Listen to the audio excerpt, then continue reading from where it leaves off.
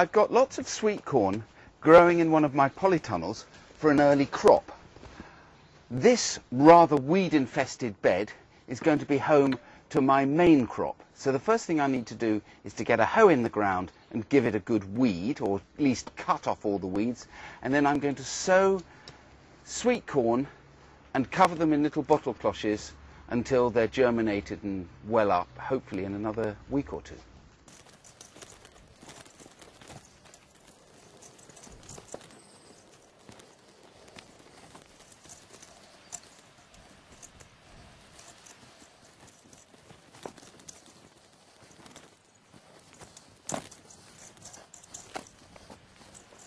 So, having just dug out the worst of the weeds, I'm going to give it a very, very quick hoe just to make sure that the ground is well loosened and any remaining weeds have been decapitated.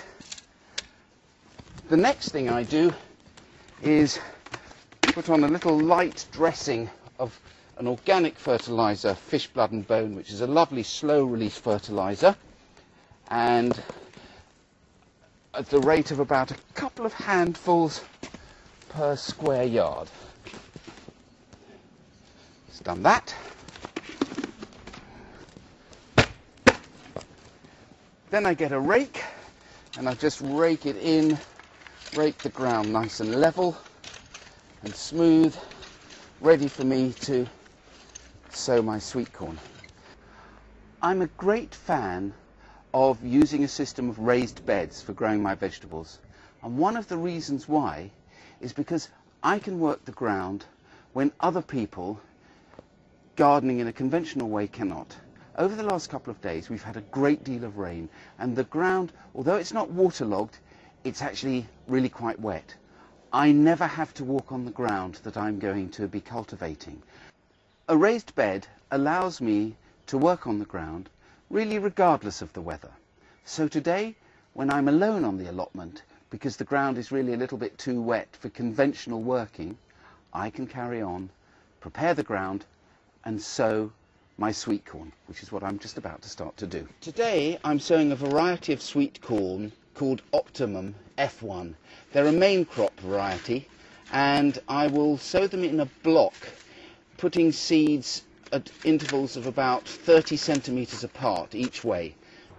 Sweet corn is pollinated by the wind, and so if you grow your sweet corn in a block, you will most likely get nice well-filled cobs.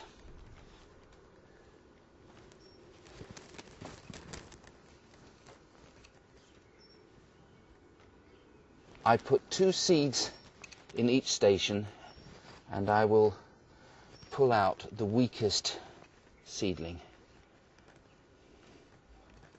once they're germinated. Get rid of a few old weeds that are in the way.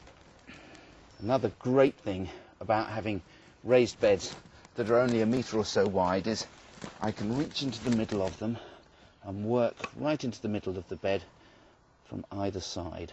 I've got a few spare seeds left over, and I'm just going to make a little hole next to the main bed, put them in, and if I have any gaps I can always use those to fill them.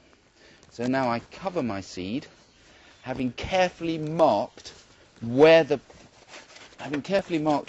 are, so that I can put little bottle cloches over them.